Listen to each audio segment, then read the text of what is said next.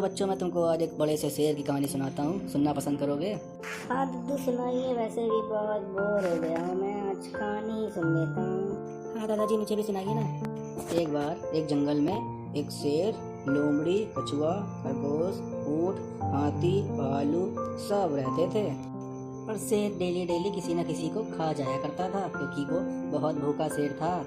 फिर क्या हुआ दादाजी, बताइए ना। हाँ दादाजी बताइए, मुझे भी बहुत आगे चीज सुनने की उत्सुकता हो रही है कि क्या किया शेर ने। तो शेर ने पहले खरगोश को खाया, फिर अगले दिन उसका पेट भरा नहीं, फिर उसने खूब सारे चूहे को बुलाया और चूहों को वो खा गया। फिर अगले दिन उसने किसको बुलाया, वो क्या होता है जिसकी बड़ी सी सूंड होती है, हाँ, हाथी को बुलाया और बोला कि मुझे कोई बड़ा सा हाथी दे दो ताकि मैं हफ्ते 2 हफ्ते खाता रहूं। तो उन्होंने देखा जो सबसे बड़ा हाथी था, तो हाथी जी ने बोला कि इसी बूढ़े हाथी को खा लो, ताकि हफ्ते भर तुम खाओगे तो कम से कम बाकी जानवर परेशान नहीं होंगे। और जब वो बड़ा सा हाथी भी खत्म हो गया, शेर राजा ने उसको भी खा लिया, तब लोमड़ी का नंबर आया। और लोमड़ी बहुत ही चालाक थी। लोमड़ी ने सोचा, मैं ऐसा क्या करूं कि ये शेर ही खत्म हो जाए और हम सब खुशी खुशी जंगल में रहें और खुशियां मनाएं, मरने का डर ही खत्म हो जाए। तब लोमड़ी ने एक प्लान बनाया और शेर राजा के पास गई।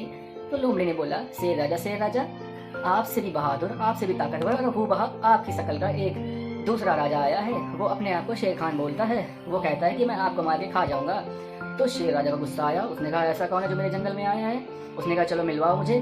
तो लोमड़ी ने अपनी चालाकी दिखाई और उसको एक ऊंची सी पहाड़ी पे ले गई और नीचे पानी की तरफ दिखाया कि वो देखो, वो नीचे रहता है।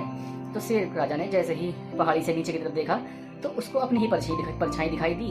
परछाई को देखकर उसने सोचा कि हाँ, वाकई में कोई मेरे जैसा ही दूसरा राजा आ गया है। उसने उसको बोला, मैं तुझे मार दूंगा। उधर से भी आवाज आई, मैं तुझे मार दूंगा, क्योंकि पहाड़ियों में तो आवाज गूंजती है। उसको लगा ये तो वाकई बहुत बहादुर है। उसने कहा, रुक, मैं तुझे अभी बताता हूँ। उधर से भी आवाज आई, रुक, मैं भी तुझे अभी बताता हूँ। और तुरंत उसने उछाल मारी और झपट्टा खाई की तरफ मार दिया। तैसे ही शेर राजा को एहसास हुआ, अरे उसने पानी में छलांग मार दी है खाई में, अब तो वो मर जाएगा। और शेर खान वहीं गिर करके पानी में मर गया, डूब करके। और लोमड़ी को बहुत ही अच्छा लगा, क्योंकि अब पूरे जंगल में किसी को मारने वाला कोई नहीं बचा था। तब से लोमड़ी को लोग मारने लगे और लोमड़ी ने अपनी दिमाग, अपनी अकल, अपनी समझदारी, अपनी सूझबूझ से पूरे जंगल को बचा लिया। इसीलिए बोलते हैं बच्चों, किसी भी काम को करने से पहले अपने दिमाग का इस्तेमाल करना चाहिए, सोच समझ के करना चाहिए और घबराना नहीं चाहिए, चाहे परिस्थिति। वाह दादाजी वाह, मजा आ गया। कितनी समझदार लोमड़ी थी।